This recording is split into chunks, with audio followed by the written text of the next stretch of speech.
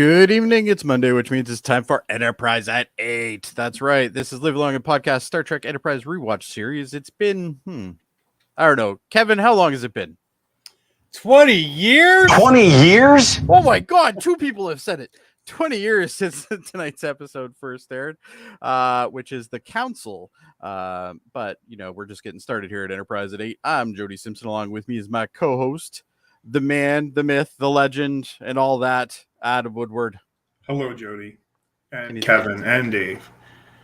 I haven't introduced them yet. You can't just say hello to them right now. Well, we don't they're exist there. yet. They're there. They're not here yet. Yeah, I don't know if you've noticed, but I almost always talk before I'm introduced. It's true, but it doesn't matter.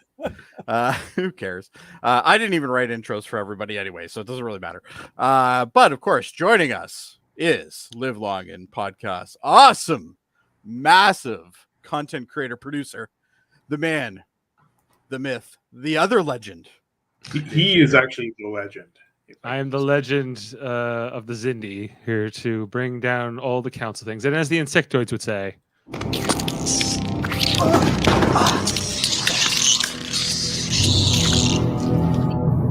I said it better myself. You don't want to know.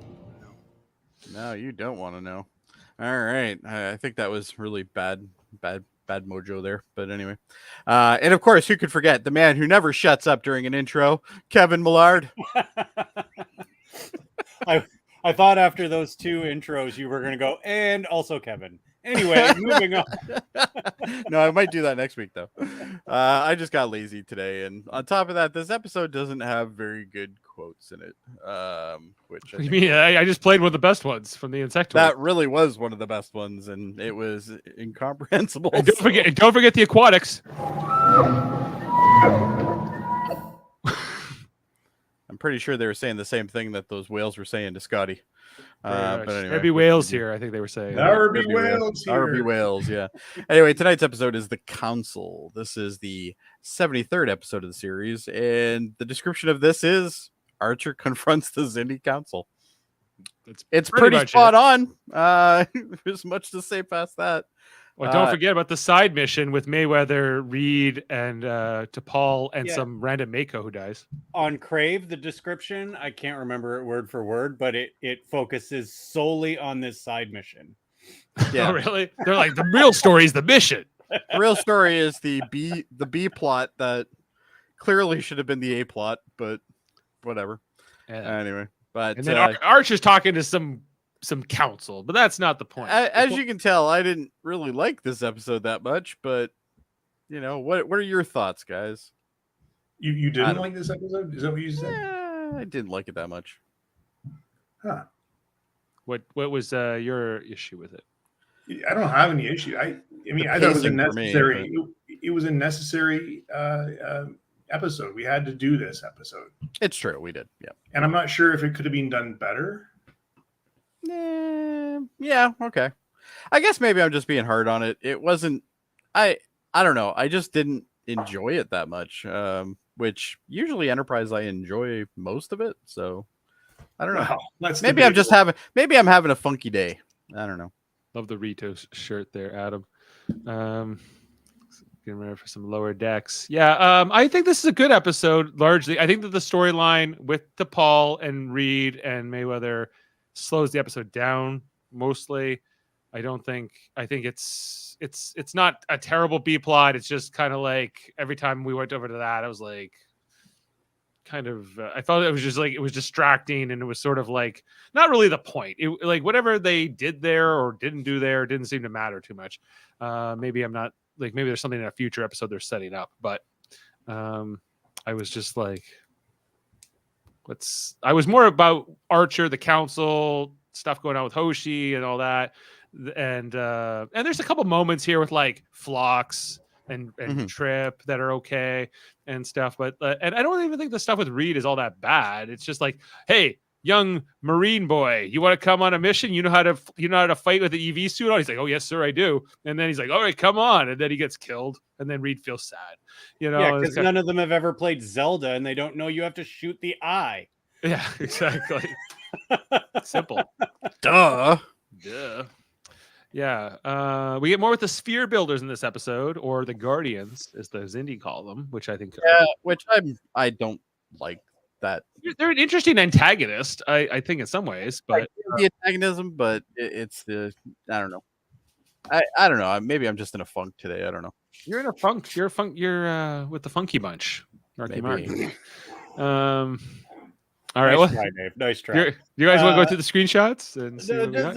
I actually, aside from the B story, which I thought was pretty weak, and I agree with you wholeheartedly, it just slowed things down. This is peak Star Trek. This is great, this episode. We're getting way more about the Zindi. Like, I love those little details, like the fucking aquatics changed to sonar for past tense. Like, what? Come on. We finally get Hoshi doing something useful. That's important. True. And they could have done this through the whole season. The thing that she's really there for in these last couple of episodes. Also, we get more of like the political landscape of the Zindi, and more about the avians. I feel like with only 2 episodes left in this season, again, Enterprises, I love this episode, but they are going to leave me wanting like better. Like, but this episode, fantastic. I watched it twice. I loved it. Wow. There you go. Right. I think I might be the lowest on the poll here. So we'll see what happens, I guess. You can't defy the council, man. You will not defy this council. Listen, the Andorian Mining Consortium will not stand for this. Yeah, they run from no one. We run from no one, Dave. All right, let's run through it. So the episode starts off kind of a funky way, Jody, with all of these sphere builders, these smooth, almost changeling-looking people. Or are they just the wormhole aliens? Or we encountered an orb? Yeah, maybe. They're talking about timelines. Am I a prophet now? No. Okay. No. Just checking. Yeah. So. Oh yeah, wrong show. Never mind. They're all. I don't know. It was kind of interesting how they were kind of like moving through the camera shots to start off, and like kind of going from one to one. But they're just like, the humans are getting closer, and we got to stop them, and our plans are getting thwarted, and that's kind of like what this teaser kind of is. And then this last leader of the sphere builder lady, she's just like, "Oh, we're gonna get them." I'm paraphrasing, but we'll show them. What'd you think of that costume? The costume? It looks like the Borg Queen a little bit. Yes, it does. It's very. I think these are like the ones they didn't choose for next. These are like the rejects from like the concepts. They had these lying around. Maybe I agree with them being rejects for the Borg. Yeah, they wouldn't be too suitable. Like having those little kind of floral arrangements on there. I don't think that would be great for the Borg. Yeah. Yeah, so the teaser, like on Memory Alpha, they described this teaser as the sphere builders convene and discuss the timelines. The female sphere builder is confident that the Zindi weapon will be deployed soon, but the others seemed a diminished number of timelines which favor that. They decide to take more effort. That's how this ends. They got all of that out of this? Yeah. Wow. They decide, like, what they were like, we don't really care. The Zindi are doing all our dirty work. Okay, maybe we have to get involved here. And that's kind of what this episode also is. The one thing I do like is how they're portrayed, though, because they're not a very threatening looking alien, right? Like they're not that threatening. Like, you know, you have like, for instance, Klingons are very menacing looking, you have, Romulans very menacing as well, and stuff like that. And then you have the sphere builders who you're like, they're basically Play-Doh people. And yeah, but like, right. I think that they're meant to be the manipulators, right? They get the Zindi to come after us for them, and so they get all the bad people to do things. Yeah. Yeah. So that's like, they're not like the Klingons in that way. But I thought it was interesting. And then we pick up with Enterprise after the credits, alongside Dagger's ship, to get the title card of the episode. T'Pol talking to Phlox about more of her issues, and they didn't finish this scene. No, it just kind of abruptly stopped. So Trip comes in. Trip walks in. The story is. of Enterprise, according to Kevin. Everything abruptly ends. Yeah, and she says, I have a headache, or I had a headache, and he goes, I didn't think Vulcans had headaches, which I didn't know that. But you see, subtly she gets like flustered, which she wasn't playing that before. It's really good. Yeah. She's really good. But it shows one huge flaw in this medical bay is the fact that it's not private.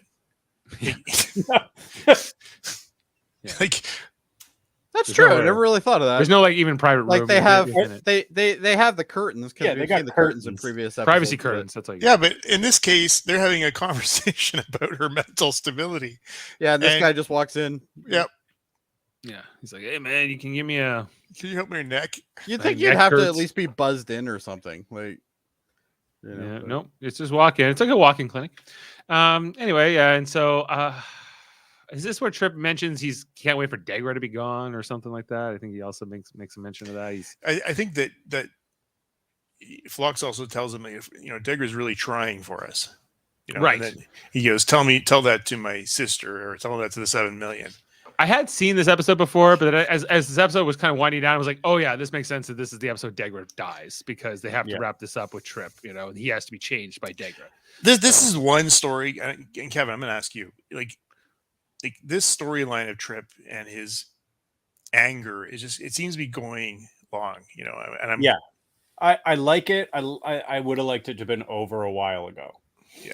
Yeah, but I also like how they progressed Degra as well, because Degra, when we first met Degra, it's like, wow, this guy's a douche, and then it's like as things moved on, you're like, wow, this guy could actually be the one person who could actually save this, right? Like, so it kind of it's full. I don't know how you balance the good deeds and the bad deeds, but yes, there's change, there's progress. So we'll find a way.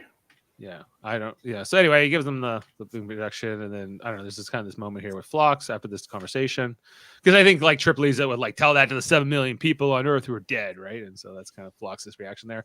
Come to the command center. Question, by the way, do we ever get this command center in season 4, or is it like only a season 3 thing? The command center. I don't remember. I don't actually find out in 3 weeks. Season 4, it's been a long time since I was in season 4, so honestly, I don't remember. I hope so. I'd like to see more of it. It's good use. Yeah, it's like this room where they show people things on screens, and they've got the big screen. The big screen. Yeah, it's essentially a movie room instead of having the command nook at the back of the bridge. The bridge, yeah. Here. So this is where they're setting up the side mission here with that ultimately T'Pol and Reed and Trip will go, or not Trip, Reed and T'Pol and Mayweather will go on with the Mako. They have to go into the sphere and do something. What was the purpose of this mission? Getting a data core, I think. Yeah, they're trying to get a piece piece of something. Barely paying attention to that part of it. Like it wasn't interesting. I'm with you on that part. Totally forgettable. But they have to explain what that mission is. So this is kind of what this scene is doing. And Degra's like, okay, good luck. But it's also kind of like he's looking at the sphere, and then it's kind of like it ties into the next scene because actually it doesn't tie into the next. The next scene is Reed recruiting the Mako. I'm sorry. He's like, hey, Mako boy, I heard you got some good training on you. Have you been in an EVE suit before? Got lots of hours. He's like, oh, yes, sir. I'm good. He's like, well, you better suit up. We're going out. Get up your gear. He's like, okay. And I don't think we've seen this Mako before, have we? No, I don't think so. I think this episode, actually, we see more people of the crew than we've seen in some time. Yeah. I know Mayweather has shit to do. Hoshi has shit to do. That's right. We got a Mako doing something. Dying. It would have been interesting if at least he's there. Yeah. Like, why not use Major Hayes, or why not use Daniel Day Kim here, or somebody like one of the other, or the Lady Mako who was getting it on with Trip earlier on. Like there's lots of Makos we've been introduced to, but they give us a brand new one in this episode. Yeah, because they want to kill him. That's what they always did on original series too. You get a brand new. You look at the away team, the brand new guy gonna die. Especially if he doesn't have a name. Yeah. But if he does have a name, probably gonna die anyway. Anyway, so they head down in the shuttle. So this is setting up the mission. And then here, back on Degra's ship, we got this Xindi primate guy who, Degra just told him, hey, send everything over to Enterprise or something. And then all of a sudden, the sphere builder appears in Degra's ship. And, Degra has to send his subordinate away here. And then, Degra starts getting into the conversation with the sphere builder, who's kind of like this abusive parent character sort of thing. I think their whole race is right. Yeah, but I guess she's like the leader of the sphere builders. She's Mummy Dearest. Right. And we see that she's kind of phasing in and out. She's not really there, but she is. I don't know. And so she's talking to Degra. Degra, you were our best guy. You helped us build that weapon that killed 7 million humans. What's up? You're about to go down in history. You were about to be the best Zindi guy ever, and now you suck. Is kind of her point. And what I really like about this scene, though, is it shows that he's not afraid of her. Like, they're not dangerous.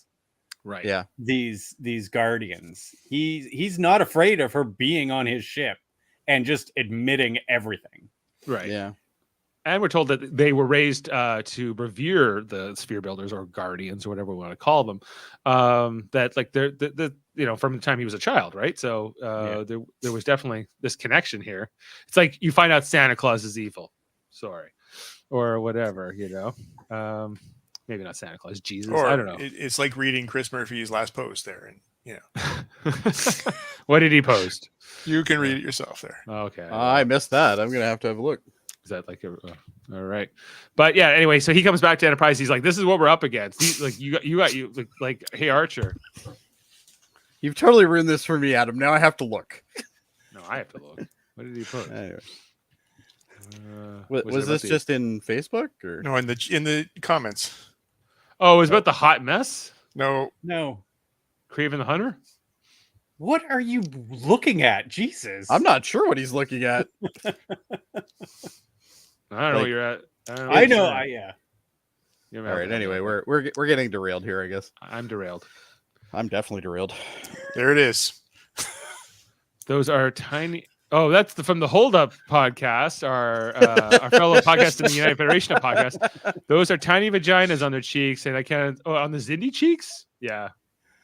Yeah, I can see that. I don't know what vaginas you're looking at, but all right, let's move.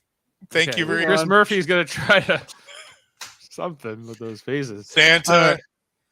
The Arboreals have 70s vaginas. Oh my god, that's a lot. Imagine the upkeep. Oh no, that's too funny. All right, Jody, help us get back on track here. I don't know if I can. Degra and Archer, they're talking. They're talking about how Zindi and the humans were working together in the future. I think that's kind of what was discussed. Yeah, and he says something like, I've seen the future or something, and I've seen Zindi work alongside. I saw Zindi work alongside or something like that. No, they were members of the crew. They were members of the crews. Yeah. Right. That's a future worth fighting for is kind of what this conversation is. Yes. Yeah. That's what he says. Yeah. But also talk about how the council is going to be a tough one, that the other Zindi are not going to necessarily go along. And then there's this walk to, I guess, the transporter room or somewhere, wherever the shuttle bay, with Degra and Archer, where they're kind of talking about all the different species, kind of reminding us that there are more than one species. The Arboreals, they're friendly. Well, we've seen 5, but one of them is extinct. So there's 6, right? There was a 6, but no longer. Yeah, which is the aviary ones, right? Yeah, which we see a skull of in this episode. Yeah. So then, and we kind of we see the repairs in the Enterprise going on as this kind of walk and talk goes on. Then we talk about the aquatics, that this one aquatic council member, she's the head of a royal family that's got a lot of sway, status, indecisive. But indecisive. The aquatics take a long time to make a decision, which they're the opposite of the insectoids, who are very quick to make a decision. Well, that's because they're like goldfish; they keep forgetting things. Yeah, it might also have to be the fact didn't we find out the Zindi insectoids only live 10 years or something like that, or 12 years? They're not very old when they die, so their lives are a lot shorter. So they're a little bit quicker. I get the impression the aquatics maybe are longer lived and therefore don't need to make decisions as quickly. Imagine being in the writer's room when they're like, "We're going to introduce a new alien species, and they're going to have 6 subsets, and we're going to have to animate them all and stuff like that." Imagine. Yeah, but they did a good job. I mean, they animated 2, and then the other 3 are practical effects, right? Right. But it's imagine being a showrunner on that, trying to pitch that to somebody, and they're like, "Oh wow, you just quadrupled the budget, just by doing that," Yeah, so. But again, being the early 2000s, I think that the reptilians look, sorry, the insectoids look great. Mm-hmm. Oh, Yeah. I'm not dissing it. I'm just saying, you know, normally when you introduce, you know, an alien species, you introduce an alien species that might have like A two humanoid. genders or three genders Yeah, or something yeah, like that. yeah. Whereas like here they literally, you know, introduced went 5 far. at once. They went pretty You know. far here. I think Yeah. I think if they were doing this now, they could even take this further, like this concept, like Yeah, it made it's it a even great- more interesting. But when they opened the scene with what's his name, Commander Dollum here, when he's getting the sun lights on him. yeah, that's coming up right here. Yeah, Like I thought that, like, again, that makeup is great, or that Oh, fantastic. Yeah. right. And the reptilians have been like the antagonist, like among the Zindies, like they're the bad of the bad, right? Like, and the insectoids aren't great either. But, Yeah, and this guy in particular, we have that in that previous scene. He's explaining, Degra's explaining how there's a rumor that he killed his son grandson because he had a deformity. Oh, grandson. right? Yeah, he had a deformity on his arm or something. couldn't like be in that. the military. He wouldn't be in the military. Yeah. Military. Right. Yeah. So, and then and Degra says he's not a pleasant guy. I don't really like dealing with him. The best day, but I'm thinking that there's what he's describing is a level of value on life within the cast or the races. Yeah. yeah, for sure. And so, and even though the Zindi alliance has lasted for decades, we're told like these 5 species are very different from each other. And so there's all so that. But anyway, this report here in this scene where Dollum is under like the heat labs. He finds out that that Zindi reptilian ship he sent to hunt down Degra a while back was been destroyed. So that plot line, Yeah, which happened a couple episodes ago, didn't it? Right. Yeah. Right. Which Degra and the Arboreal decided they had to do. Like, look at that face, man. Just like that's incredible. Good makeup. Looks Yeah. really well. So like, and Dollum's like, find out why. Who destroyed it? Like this actor who plays Dollum was amazing. Like he's been good all Scott season. McDonald. Scott McDonald, but he in this episode in particular, I think he's super strong. Mhm. Anyway, so there's like this convoy with Enterprise and the aquatics and the Arboreals and the primates, and they're approaching. And then they call up Dollum like, "Hey, we're coming in." He's like, "What do you want?" He's like, "We're bringing the Earth ship." He's like, "Why?" They're like, "If you don't get out of our way, we're totally blowing you up." And he's like, "Well, this seems harsh. I'll see you in the council chambers, Degra." And you have to explain yourself. I liked your reenactment, Dave. That was really well done. Right. I'm Good going job. with it. Anyway, and then so they have to let Enterprise and the convoy come through. Meanwhile, we go over to I was a shuttle little pump. surprised at how fast that scene happened. There was not a lot of arguing. I mean, There wasn't the normal tension. Yeah. Just Well, there was. I mean, he does say you're outnumbered and outgunned. Like, you know what? For me, right? though, this really showed that Degra, he's a real leader. He doesn't care. He doesn't back down to Dollum. He doesn't back down to anybody. He does what he thinks is right. He's trying to fix his mistakes.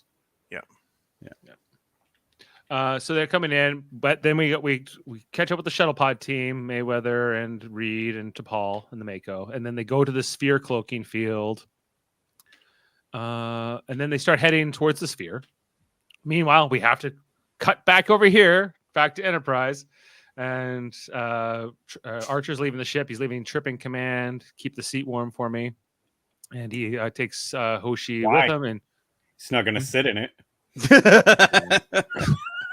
Not even sure why they should have just made like a little like sitting bench thing for him. Yeah, remember that episode when they had to fix the chair? And it was like, Yeah. the easy days of Enterprise when they had not much to do. Right. And they just should have taken it away. Remember when Mayweather used to fix transporters? Like it was crazy. Yeah. Look how far we've come. So they start heading. So Hoshi and Degra and Archer, they start heading down to the council, to the planet with the council, and then the clouds clear, and we see that this was the Zindi avian, like I don't know, place. Like it's like 400 years old. It's it's been reclaimed as the Zindi council place. Sort of looked like the planet from Strange New Worlds last week. Yeah, not all that different. Yeah, or Little like bit, even yeah. some Star Wars planets I've seen kind of have this kind of vibe. Anyway, so then they head in, and then I don't know. I think Archer and T'Pol, or not T'Pol, Hoshi, start talking about how nervous they are. The principal's office, passing notes and stuff keeps coming up in dialogue. Dago's like, "Get the hell out of my way, reptilian scum." He doesn't say that, but it's kind of like it's a little bit tense here. And then we come to the council chamber where we see like the aquatics and we see the insectoids, and they're it's So do kind the of like aquatics just live in the console chamber?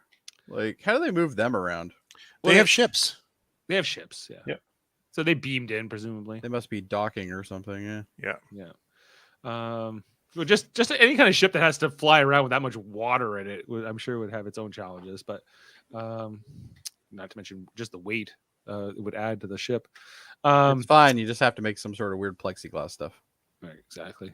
Anyway, so then Archer shows up at the council, and I love the reptilian. He's just like, "You've brought humans. You've brought humans into this chamber. Explain yourself if you expect them to leave here alive. If you expect them to leave here alive." So they're all listening. Archer's like, "I don't want to be here anywhere. You guys are a bunch of dicks who killed 7 million people. I'm not too thrilled, but I have evidence, and we're going to. Your sphere builders are the bad guys. The insectoids don't want to hear it. They're, that's insectoid for the Guardians have never lied to us." He's like, "Oh, they have. How do they know? Like, anyway, yeah. Yeah. Well, the Guardians helped them the Zindi at some point, and or a few times at least, and so they're very loyal. They're kind of the insectoids don't seem to have a lot of depth of thought. No, but they can run spaceships. That's probably on purpose, though. Yeah, the aquatics and Universal translator. That's going. There it goes. Yeah, they give Hoshi quite a bit to do in the scene. She's basically, because the Zindi we know don't need to translate her to understand each other. No. They can understand each other, but it's I guess it's for us and for Archer's benefit. She's translating everything. And he's got like Archer's kind of going at Dolam and the aquatics. He's going at everybody. Honestly, he's going at everybody. Yeah. Trying to reach them, but this Dolam guy's pretty stubborn. He doesn't want to listen to Archer, and Degra's pleading, and the Zindi they don't have it. You reek of desperation. Yeah, they're like, let's just blow up Earth and get on with it, and kill all these guys and get going. So yeah, and the Zindi are like willing to like walk away, or the reptilians are willing to walk away from the council. Where is that?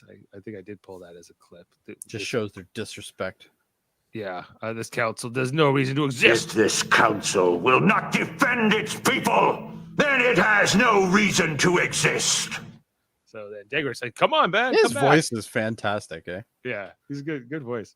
Yeah. And then he starts fighting with the insectoid to protect Degra, and then the insectoid grabs Archer and throws him down on the table. And he's like, then he insults him. He's like, "You don't want to know." And so it's not going so well in this early meeting. Doesn't appear so. There's fighting. There's insults. Might need a recess. To come around. Meanwhile, we head back to the shuttle. Our team in the shuttle as they're heading towards the sphere. And they're like, there's an exhaust port there, but they can't see it. T'Pol's just like, "Trust me." And she basically has them fly right at a wall. I was hoping for a trench run myself, but I like this. I like the idea that she's just fucking with Reed.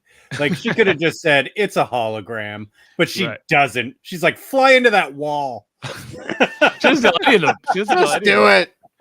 Yeah, and he's like, "What? Stop being a pussy, Reed. Just get in there." This is a baller move. She is just asserting her dominance over Reed. She's like, but again, just so you know, Reed, why- I'm in charge. Why does he question it? Like, she's the superior officer on board. Like, clearly she knows what she's doing. She doesn't want to die either. Like, Adam, if you're in a car with your wife and your wife says just drive through that damn wall, you're not going to do it. Yeah, it's true. I wouldn't. Regardless of the fact that we know she's running the joint. She is running the joint, but she's not a good driver. Remember that she's got these new emotions she's dealing It's with. a good thing none of our family watched. I think she does this on purpose to mess with Reed, in a very un-Vulcan way. So good on her. Anyway. Asserting her dominance. She's like, if I order you to fly into a wall, you're gonna fucking do it. Yeah, he's like, well, you could have told me. He gets after they do it. But he's not even flying the ship. It's Mayweather. No. Yeah. Right. Yeah. Well, Mayweather didn't question things. Point. Yeah, he knows Mayweather's going to do what he's told. Yeah, Mayweather did. Reed is just like every episode, just another way to get under my skin. I don't like it. Yeah. And the worst thing is, I'm not a big fan I wasn't a fan of Dominic Keating until I started listening to the podcast that they do. But he's a nice guy in real life. He's just his character is just terrible in the show. He's awful. They don't know enough moments to make us like him, right? So when he acts I think but it started way back in that episode in first pineapple season cake. Pineapple cake. Yeah. Well, when I found out he likes pineapple cake, that was it for me. I'm more thinking of the one where him and Trip were stuck on the shuttle, lost in space. That was like his most endearing moment. That was actually probably one of his when he got shrugged. Nobody's taking our bourbon. Well, that was got a cute bum. Her bum. A bum. A bum. Yeah, there we go. A bum. That's a permanent on the soundboard. I got it when we need it. Anyway, so they're heading around. They're trying to get into this sphere builder or sphere thing, and so they got to get the EV suits out, which I guess they pull out of this bench, and then they put on from there. Meanwhile, back to the Zindi, and they're Degra and Rick Worthy and the Boreal. They're kind of licking their wounds after that meeting and kind of talking about how bad it went and how the council's tearing itself apart. But what did they expect? What did they expect? They just threatened the reptilian guys with blowing the ship up as they're trying to get to the council meeting. It's not going to go well. The Arboreal says, I think it went pretty good. Yeah, we've been torn apart before. Yeah. He's like, it's fine. This is just be fine. But this is just the process. Dager and the other guy, they're not so convinced. Yeah. And then we see this Zindi reptilian or avian, avian, skull, which the Arboreal describes here, which I pulled in a clip. The avians, once they darkened the skies of Zindis with their numbers. We formed the council to prevent other Zindis from sharing their fate. So they darkened the skies of Zindis. There were so many of them flying around. I would have loved to have seen that, or if they had incorporated that into the season, the bird people. Did we hear about the bird people at all previously? No. Yep. No. We did? I think I don't remember. Maybe they mentioned that there used to be another one at some point coming into this. So, yeah. Yeah. For some strange reason, I was surprised by this. But when now or like when they're but talking at least about we them. know why there's a council. Now we understand why. Right. Well, that we know that there was a civil war with the avians, or not the Zindi. I'm sorry, long ago, and we know there was a civil war, so that's part of it. And their planet was destroyed, and I guess the avians were destroyed in that war. Right? Is that what we're led to believe? That was kind of what I was taking from it. I don't know. I would like to see one of them though. Well, there you go. It kind of gave me a flashback or something. That would have been fun. Keep it in your pants, sister. I'm not trying to steal your bird, man. Yeah. Wow, that one I didn't expect. It was good. That was Lord X, right? It's Lord X. It's Peanut Hamper. Peanut Hamper. In the greatest episode of Lower Decks ever. I'm not going to go that far, but anyway. It was not bad, I'm stranded with a bunch of hillbilly birds on a planet that's never even been first contacted. Throwing that out there. Bird people. This is going to be one of those episodes that takes us forever to talk about. No, we're almost there. We're almost there. The Sphere Builder, she shows up and she's like, hey, reptilians, this is not going well for us in the council. We're being doubted, and Dahlem tries to say, no, it's not going well. She's like, yeah, the aquatics are doubting us. You're losing control. He's like, well, what? I think is it the lieutenant who's like, why don't you just show them your greatness or whatever? And she's like, shut up, kid. So again, Degra clearly doesn't give these guys any deference, like the Guardians, and this the Dahlem is, almost bowing to them. Like it's a very different relationship between Dahlem and them and Degra and them. Yes. And the reptilian, the insectoids rather, they seem to also have this kind of devotion towards them, right? So it's fair enough. Yeah, this is the guy who says like, but maybe you can just show your own evidence or something, so we're seeing that not all the reptilians are devout, but Dahlem is like the leader guy. So and she's like, well, maybe you should stop asking questions. And then she disappears. And then Dahlem totally trues this guy out, where he's like, I will kill you. Your skin will be the bow of my ship, if you zip. If you ever question the Guardians again, your skin will adorn the bow of the ship. Don't you be questioning the Guardians. Come over here, and then we're going to sick bay in Enterprise, where they're looking at the sphere builder guy that they found many episodes ago, and they're going to give this medical data to Degra so he can do his hologram thing, which we'll see in the next scene in the council. But first, we need Trip's help again. Trip and Degra got to work together, So hey, why don't you go figure it out? And they're kind of walking along, and Trip's like, "Don't you do me a favor? Don't try to get on my good side." And he's like, "Listen, man, I'm trying to save your entire planet here. You got to stop being I get that you'll never like me or whatever, but we just try to move on." It was a good speech. It was a good speech. 7 million people died again, guys. So, I got to get it also from Trip's perspective, but but Trip also knows how integrated he is, though, and he's trying to stop more of it. So you would think that Trip at this point would just kind of put it aside and be done with it, but we're past the 7 million now. We're on the 9 billion. Mark, I think Trip logically knows that, but he can't let go of sort of his personal connection to it, because it affected his hometown and his sister and others, right? So it's more personal to him. But it's a good scene. I like it. And then back on the sphere, we got all of them in their EV suits here, kind of going along. And I think this is Mayweather's back in the pod, kind of monitoring their progress, looking at. They're here doing something. They're doing again. We don't even know what they're doing, or why we care, But apparently, it matters so much because they have to get the thing that's in the middle of the thing. They get this thing in the middle, and whatever is inside of it. It's always in the middle. It's never on one side. Shoot the other thing in the eye and get away. Right. So they're going along, and then we see the thing comes out. The little. Now, if it's glowing and it's red, what do? Run away. Shoot it or you run away. There's only one way. Red is bad. Red is always bad. Mayweather detects it. He's like, you better get out there. They don't see anything right away, And then we come again. I hate the friggin' just give us the whole story. This gets back to the pacing thing that I was talking about. Yeah, this is the pacing. Now we're back with Degra, and we're back with the pacing's all over the place because we go from a story that's kind of fast to a story that's slow to a story that's fast again to a story that's slow.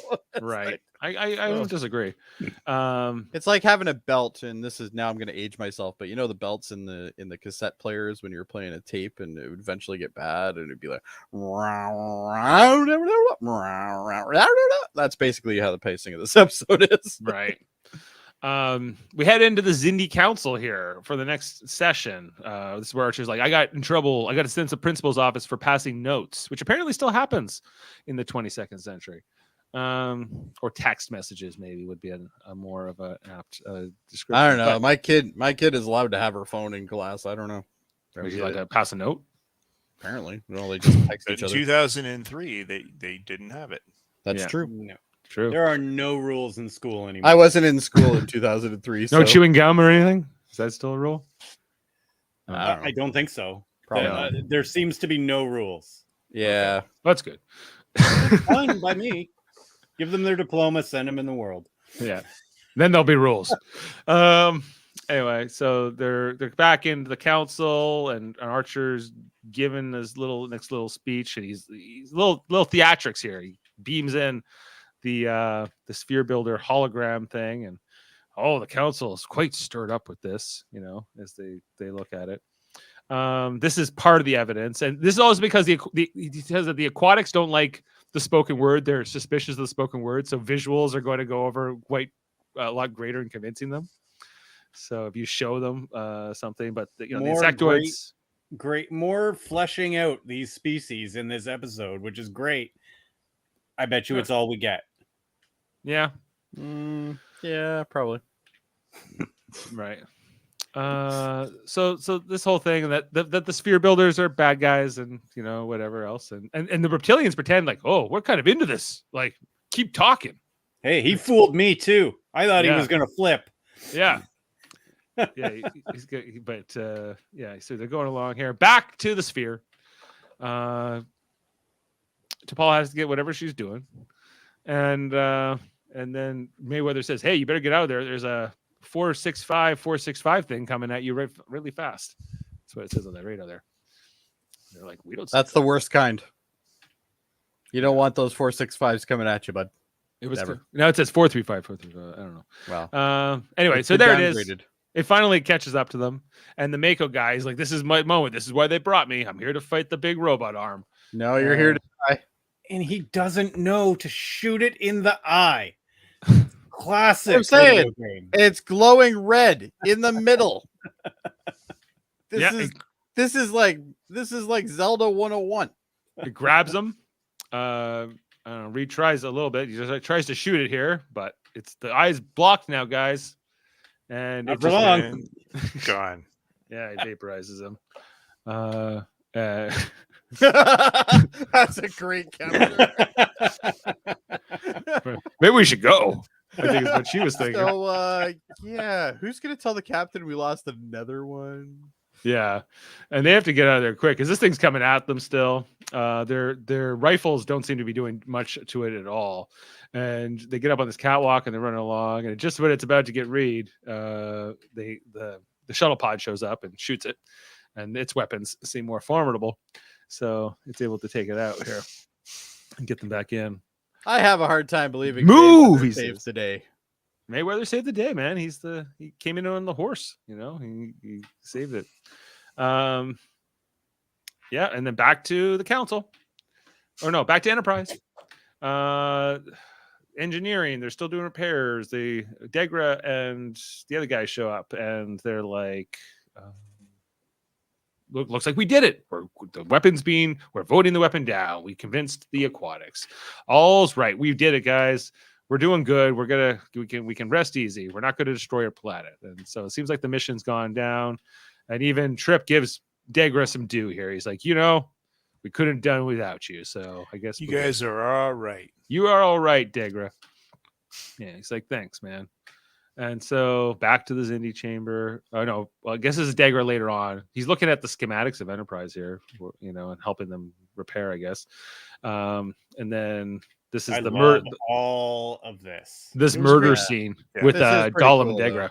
Dahlem shows up to talk to him. He talks about the Zindi Avians, how he's disgusted by them because they failed. Failure. They're failures. He doesn't even like just the little things like I'd prefer to be on the ground. yeah. I don't like it here. Reptilians don't like this place. Well, it sounded like they had some pretty good numbers though. If they could make the sky black. Oh yeah. Well, Oh yeah. they're gone. Well, they're gone. Yeah. And so at first, Dahlm's being kind of nice to Degra, saying whatever. He's like, you helped these humans, like you didn't help your fellow Zindi. And then I really like it when Dave does the voice. Yeah. I'm not gonna lie, it's fantastic. It's good. I refuse to listen to any more of this. Was that Dave? Was that the actor? I don't know. I refuse to listen to any more of this. That's If I amazing. go back to 2003, I would have thrown my audition tape in. But yeah, I think we need to do an episode of this for radio theater now, just so we can get you to do the voice. sure, maybe we will. Kevin, how did you feel about the murder here of Degra? Were you sad to see this guy go? A little, yeah, but it was a good scene. Oh, what he says to him is fucking phenomenal. Yeah, he's like, I'm gonna find your family and I'm gonna kill them too when all this is done. Your traitorous bloodline will end at the tip of my blade. Why did I pull that as a clip? I'm not sure. That sounds amazing. Yeah, it's a good So one. this is where I was a little upset with Degra. Like, why would you put yourself in the position of being alone with this guy?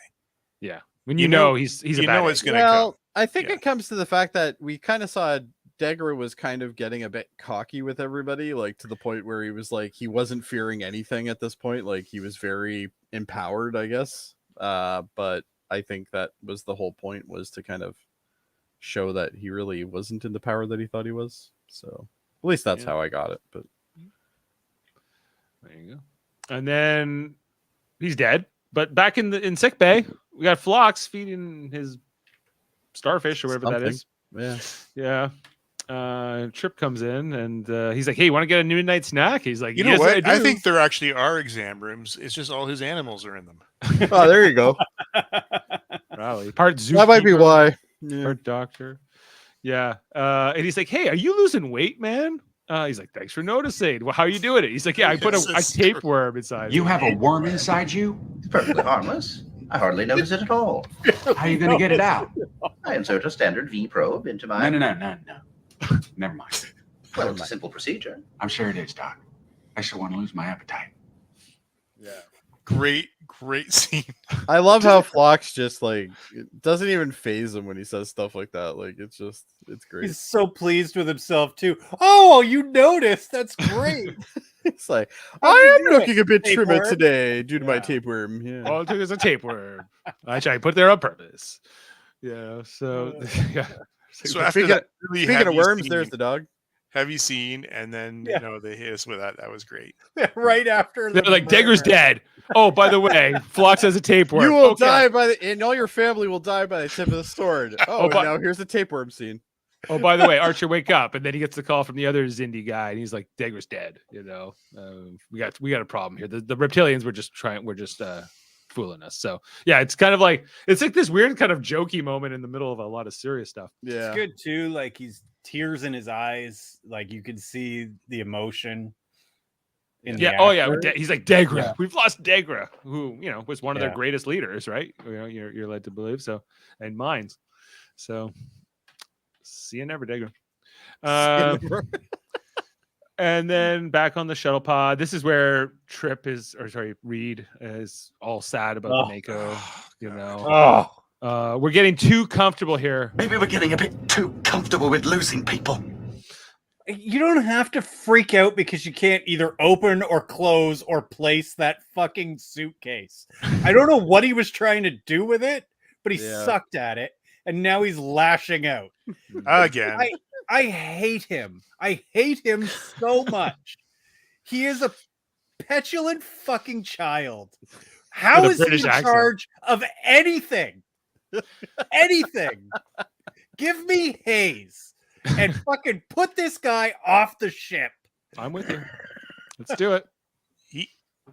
Yes. Everything you just said.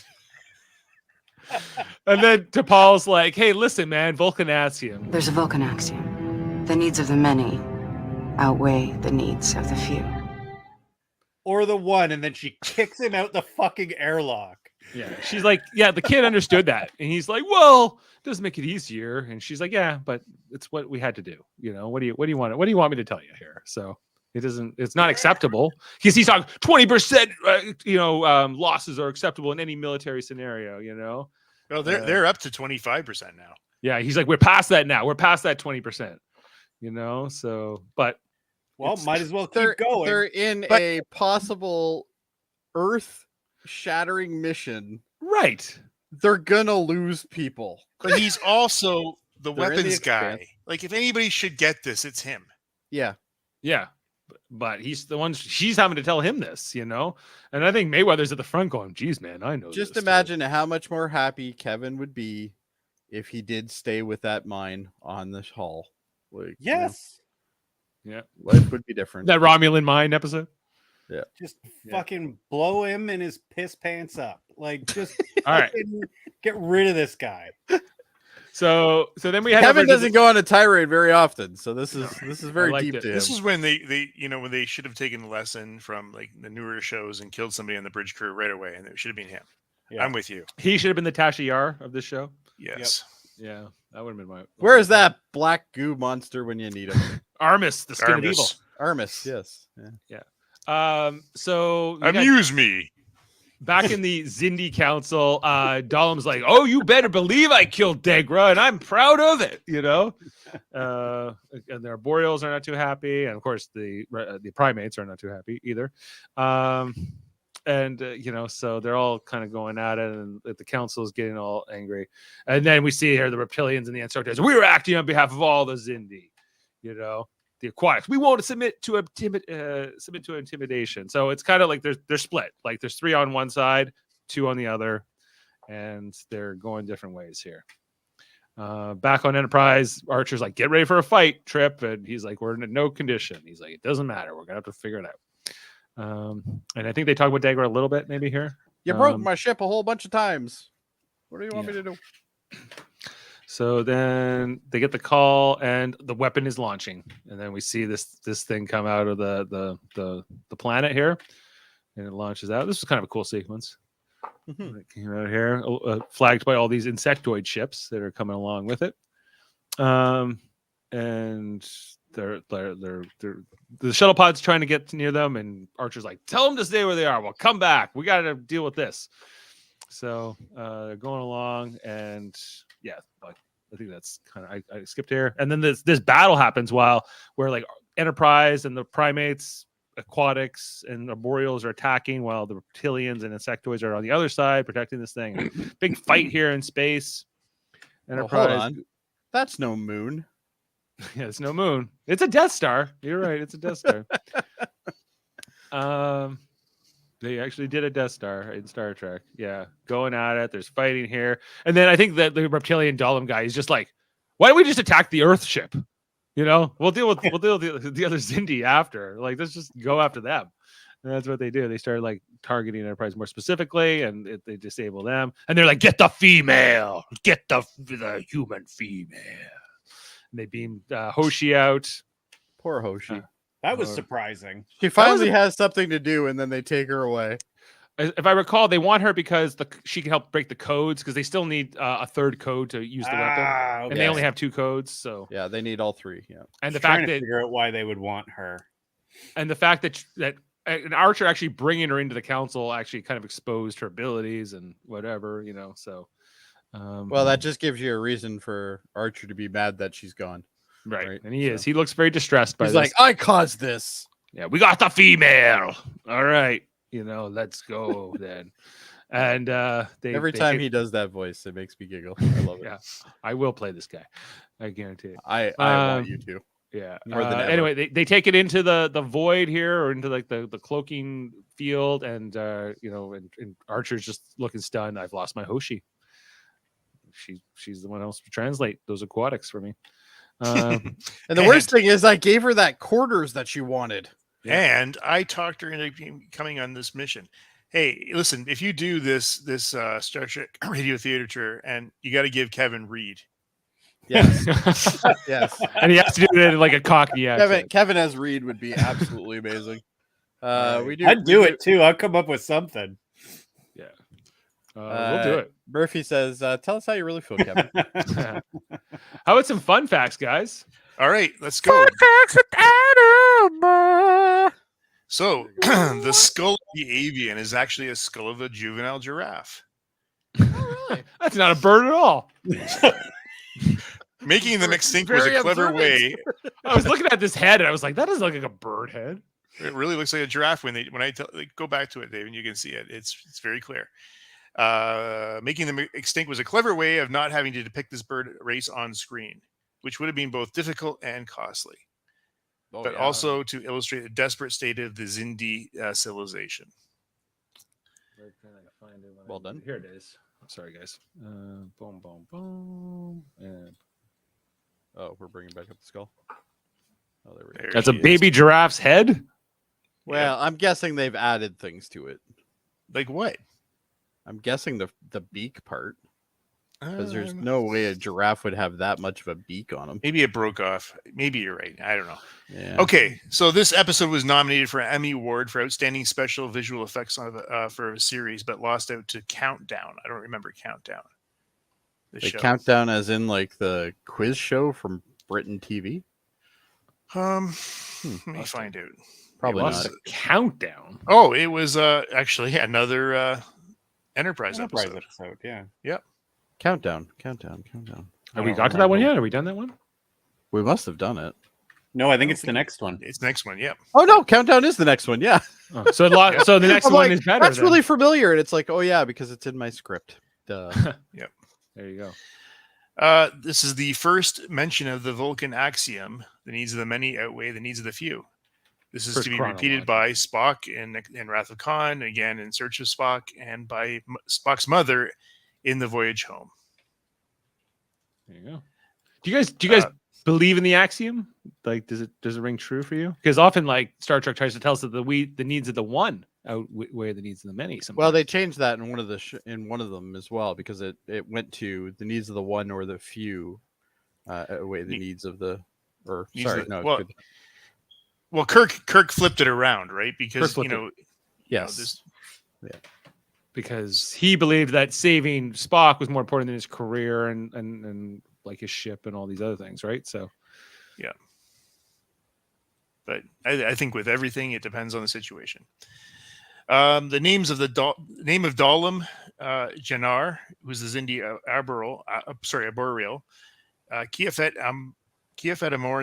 Aman Sor, Zindi Aquatic, are revealed in this episode. The name of the main Zindi insectoid counselor is mentioned for being long and difficult to pronounce. Because they get longer, the older they get, their names get longer. Yeah. The Zindi primate played by Tucker Smallwood never received an official name by the writers, so Smallwood half-jokingly came up with a name for Deepak, after Deepak Chopra. So... the novelizations gave his character a name, Malara, however. Why Deepak Chopra? Why would he? It didn't say. It didn't go on. Like, yeah, give us that, but not enough. So he was likely a fan. Okay. Yeah. T'Pol's words echo through Spock in Star Trek II, The Wrath of Khan, when she tells Reed about the Vulcans. We already talked about that one. Scott McDonald has appeared in all of the Star Trek television spin-offs. His most frequent Star Trek role was the Zindi Reptilian Commander, Commander Dolan, during the third season of Enterprise. He has also played the role of Tosk, in Captive Pursuit, Goran Agar in the Hippocratic Oath, and Commander Nevik in The Face of the Enemy, and Ensign Rollins. He was great in that Hippocratic Oath episode too. He's that Jemadar that's like cured of the white or whatever, and oh yeah, okay, yeah, and like that was a good episode. That's a great episode, yeah. And then finally, this episode marks the deaths of Degra and Corporal Hawkins, which Lieutenant Reed angrily notes to Kevin's chagrin that Corporal Hawkins is a 23rd crew member to die in the Expanse. So if they had 80 out there, now they're down to 67, that's a significant loss. I was wrong, guys. He had been in 4 episodes or 3 other before this, so he wasn't just a new character that had been showing up for this episode. He's so not important. I don't even remember him. He had been in 3 episodes we had watched. Wow. So we're down to 57 crew member. I mean, that's over a quarter. Yeah. It's non-acceptable losses, or are they? And they haven't like grabbed anybody along the way, right? They haven't, increased their No, they didn't Neelix it up. Thank God. Is that all the fun facts? That's all the fun I've got tonight. All right. Well, that's a lot of fun of the facts. All right. Well, let's bring it into our ratings and get this going here, guys. Jody, you're up first. The council. So coming into this, I would say that I was probably around a 6.5. You will not defy this council. Oh boy. Okay. Well, then I'm going to give it an 8 then. Okay. He is acceptable of this. I refuse to listen to any more of this. Adam. I have a feeling that he's going to be on the soundboard permanently for a while. Yeah, I think I'm going to go an 8 along with Jody on this one. I liked it. As long as we listen to this human's lies. Dave's got one for everyone here. I'll give I will give this episode a 9. I think it's pretty good. Actually, 8.5 because I don't like the B line, but the main storyline is good enough that I go 8.5. I am not going to let Reed take down my rating with his shitty storyline. I love this episode. This is another 10. Wow. Your sympathy for these humans has corrupted your judgment. That was amazing. I like that one. All right, we're averaging That it was at good. 8.6 with R4 tonight. This is at 8.4 on IMDb with 1,500 votes. And was written by Manny Cotto, guys. We okay. haven't mentioned that yet. David Livingston directed. I don't know if it's just Zindi stuff, more Zindi war. I don't know. Cindy stuff. I don't know if there's any specific character you would say that this focused on this I don't. episode. Maybe Degra, if anybody. Yeah. Yeah, but Yeah. So next week's episode is The Countdown.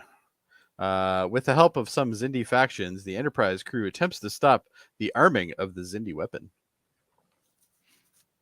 I'm beginning to think so, Sam. I am of this last half of not even half, like last 6 episodes. bring back up the ratings again, together. Dave. Let's have a look Like, at this. Let's see where he is. This is great stuff. Kevin It's getting better and better for Kevin. Look at his ratings. So season 1, 6.6 average. Season 2, 7.1. Season 3, 7.9. This man is loving Enterprise. He's like, there's been a big lift here in season 3 for Kevin, I would say. Season Even 1 and part of 2 season 2. that seems high to me. It's an average. So, you had highs and lows, right? You know there, what? so- I would doubt it, but Dave's math is always accurate. It's I leave it to spreadsheets, guys. It's a spreadsheet. So it's the power of Excel. So But- anyway, but we have other powers, Dave. we do. We have we other have- podcasts. You have your magical producer hat on for many things. Many things. Here on we Live also Long have some- Podcast. We have Start. various characters as well. We have various podcasters doing all kinds of great Star Trek podcasts all the time. God, Adam Last night, disappeared. our science division, Adam Woodward was joining them, along with Davan Skelhorn and Dave Pugsley, or Pugsley, as he likes to be referred to. And maybe not. I always, I don't think so. I call him Pugsley, and then like Davin goes at me about pronunciation, and I'm like, I don't know, man. What do you? want me Davin to goes at everybody for everything. Yeah. And then, but anyway, they were on. Adam, you were on last night talking about the Class L probes. You're talking about would the Vidians make good Federation members? How do people fit in the holodeck? muted. Could you really play a baseball game in the holodeck? You're muted. You're muted. You're You're muted. self-muted. I was talking about, yeah, it was actually a hollow suite, not a deck. Anyway, it was a good conversation. I like talking about those things with those guys. It was a great night. The good hour. stuff. I caught part of it. It seemed to be a pretty good discussion. Yeah. And this Thursday, guys, we'll be talking about the next episode of Star Trek Strange New Worlds, episode 2 of season 2 coming up. It's called Ad Astra per Aspera. It's Latin, which apparently means from the stars difficulty or something like that. I'm not Latin. I know but, it's from the stars, but I don't know what the other part is. Yeah. It said difficulty was like what was the translation, but I think it's going to be the trial of number 1 will be I think is what the focus will be in this next one. Well, they need to get that sorted out quicker than later, I think, anyway, because like literally she barely was in the first episode. Yeah, mind you, Pike was barely in the first episode. True. Yeah, don't bully Davin, Jody. Davin's a big boy; he can handle it. You clearly don't see our private chat. Yeah, you should have. The bullying goes both ways. What were you guys going on about the other day? You were arguing about something. He was pissed off because for Father's Day, I put the little caption with all the different like Star Trek dads, and one of them said not you, which was Worf. Because Worf is a terrible father. Right. He is a terrible father, actually. Absolutely, but Davan completely disagrees with that statement. So, well, he can be a good character and not be good at father. Absolutely. Yeah. So like they're not usually. I actually don't hate Worf nearly as much as Davan thinks I hate Worf, but it's a lot of fun to say I do. You could trash Worf in his honor, which is all good. So yeah, and that's the Live Long and Podcast scene right now. With our various podcasts, but there's so much more in this federation of podcasts, if you will, United Federation of Podcasts. Like we got, what do we got, guys? We got Eamon on Track. We got a music podcast with Eamon Mater, talk about music albums. We got Hold Up, a movie podcast with Davin and Murphy, talk about 3 movies and different theme. Most recently, they did anime movies. graphic I history think podcast. Kevin's on the next one, isn't he? I believe he is. Yes. For what? Is it you, Kevin? Hold up, are you going on? Yeah, we're talking about boats.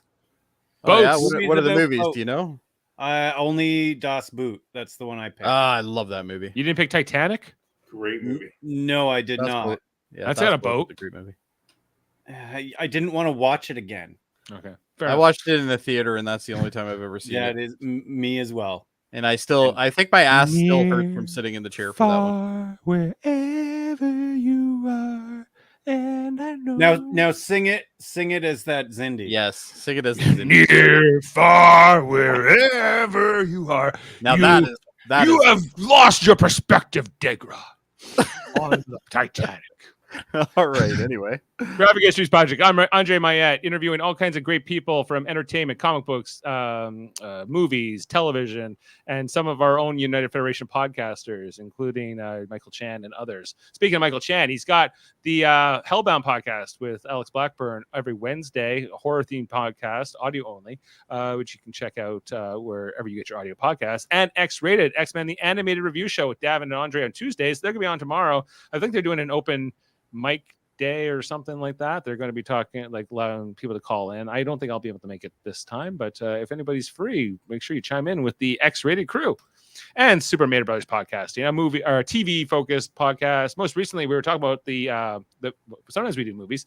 You got to do the line as a Zindi. Oh, we are brother. I don't know. There you go. I'd have to focus it. Anyway, Survivor 44. Most recently, we talked about that whole season. Big Brother Canada 11, and we got Big Brother USA season 25 coming up in about a month or so, a little over a month, I think. So we'll be bringing that out in the near future. Adam's excited. No, he's not. He never is. No, he's never into the great social experiments that is reality TV and the interesting interconnected relationships and the competitions, guys. But that's okay. There's something for everybody here in the United Federation of Podcasts. Indeed. Any requests on our way out? Well, we have a bunch of comments here. Let's just see if there's anything. Sam wants to know, because we're all fathers, what we did for Father's Day. You guys can go first. Nothing really. I slept till 1:30 in the afternoon. My kids bought me a video game, and I played that for a while. I went up to see my kids. And I had a nice stack. Oh, nice. There you go. Yeah. So clearly, if anybody has one, it's probably him. All right. I went to a movie by myself. Oh, what movie? I went to see The Flash. Oh, I'm sorry. It was all right. And then I had lunch by myself. And then I went home. And this sounds very sad. I'm sorry, Dave. It was okay. And that was about it. Eamon was clearly not on track that day. No, I said he want to come to the movie. I never heard from him. That's unfortunate. But I took him to work today, so. There you go. All right. Let's get off of that show-stopping comment. Sam also says that he just got Star Trek Voyager season 1. We all collectively are very hurt for you. I hope you paid very little. No way, Voyager, out of all of that era, best first 2 seasons. I don't know about that, but okay. Absolutely, 100%. Is it better than Enterprise's first 2 seasons? Yes, everything is better than Enterprise's first 2 seasons. Well, you think it's a... You rated the second season on an average of almost 8. No, yeah, second season he gave 7.1 was his average. For 7.1 was average. Okay, yeah, sorry. So, and there were a lot of 2s and a lot of 9s. Like it's not much in the middle. Yeah, and I don't mind in Voyager more as much as some Star Trek fans. Voyager season 1, I did not like at all. It almost made me not want to watch. They did tonally take a shift in season 3. Like, every Star Trek series does really most of them. He was Lost in Space done again, and I didn't like it, but I don't mind it now. Who's more fun to pick at, Davan or Ted? Probably Davan, because Davan definitely he gives me a run for my money. That's what I like about him.